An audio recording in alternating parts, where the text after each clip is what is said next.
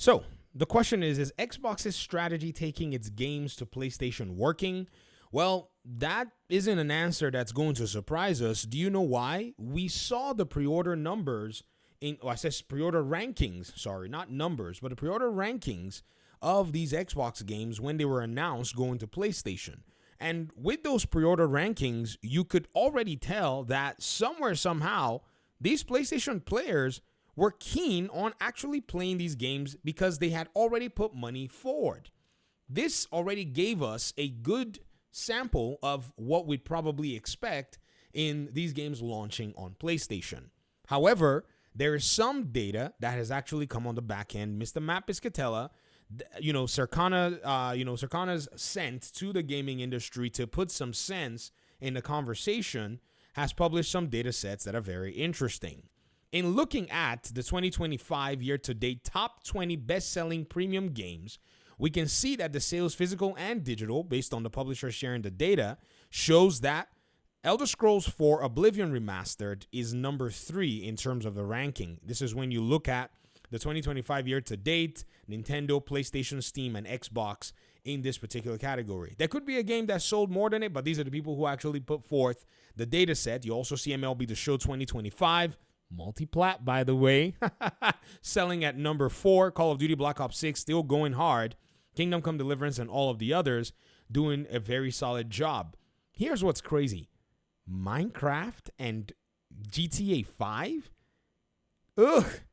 I just don't know what to do with these games that don't want to leave. They're the black hole games.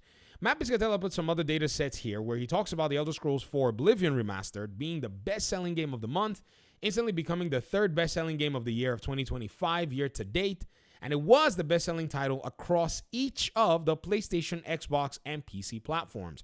In fact, if you go on the PlayStation website right now, in the top 10 games in the country, one of the things that you're going to see is you're going to see these Xbox games.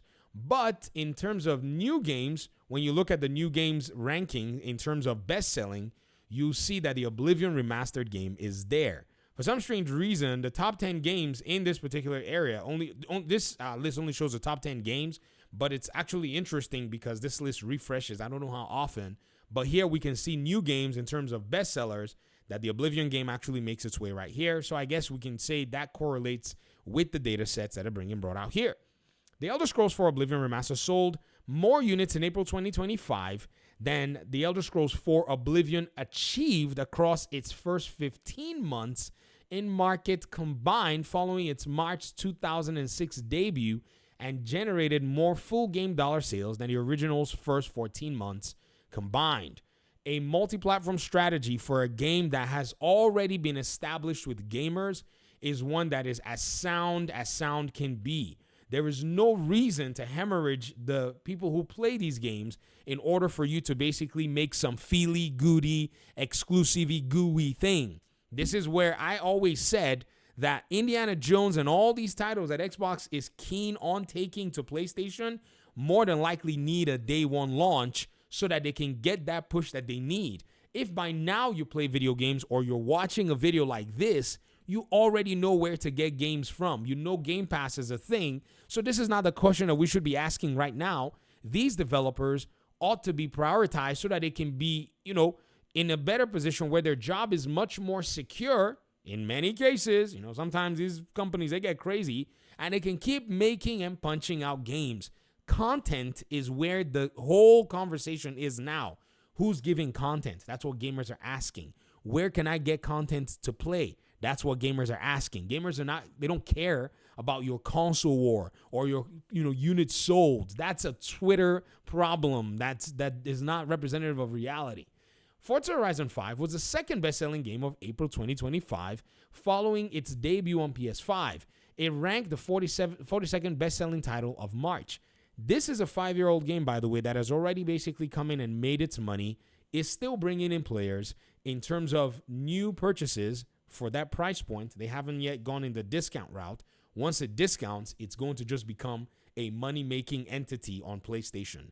Indiana Jones and the Great Circle also launched on PS5 during April 2025. The game jumped from the 118th on the monthly best-selling title charts a month ago to about 6th. I told y'all that it was in early access on the Xbox and PC platform. 4 of the top 5 of the top 7 best-selling games of the month on PlayStation platforms were published by Microsoft. I can't tell you enough, or I can't mention how crazy this strategy sounded. And here's the image right here. I can't tell you how crazy this strategy sounded at first to a lot of the detractors, and they used it and they weaponized it as this thing, meaning Xbox is dead and has given up. What Xbox was basically putting aside was their console war and the premise of a lot of what many of them had built their audiences, their YouTube personalities, or their writing and their websites and all on as a foundation had been eroded. And so many of them had to basically react and spaz and had an adverse reaction to the fact that they're not going to be able to sit here and write tit-for-tat articles and draw tables and say, here are all the games coming to Xbox that's not coming to your platform. And so when Xbox basically sacrificed their entire business model so that Xbox, that's the business model of these console warriors, that is to say, and then go ahead and make money. I mean, they sacrificed their whole exclusivity thing in 2016 when they went to Steam. I don't count this PlayStation move as anything new to me. To me, it's always been that these guys are a third-party publisher and we're just looking for a place to dominate. On PC, they got to deal with a lot of those RPG makers, such as, the folk at Capcom and the folk at CD Projekt Red and these others. But on console, man, they can get in there and they can pretty much bring a lot of those genres that console players like gaming on, and they can enjoy themselves. The first-person shooter, the first-person competitive shooter, the racing game, the RTS game, the RPGs. That's what their strategy is, and they know that they got something here. And the reality is, ladies and gentlemen, if you think about it, right? One very interesting thing that many people don't necessarily point out to is, if Xbox kept all these games on its platform, at the moment right now, it doesn't have enough users to support a sustainable business to go ahead and, basically carry all these games. It doesn't have that user base right now. So it's smart, especially after acquiring Bethesda and acquiring Activision, to keep those games that already have a buying customer base flowing to those platforms. It's a wise business idea. It's a wise business strategy. There's nothing that anybody, can say against this when it comes down to it. If anything, it makes a whole lot of sense that they're doing this.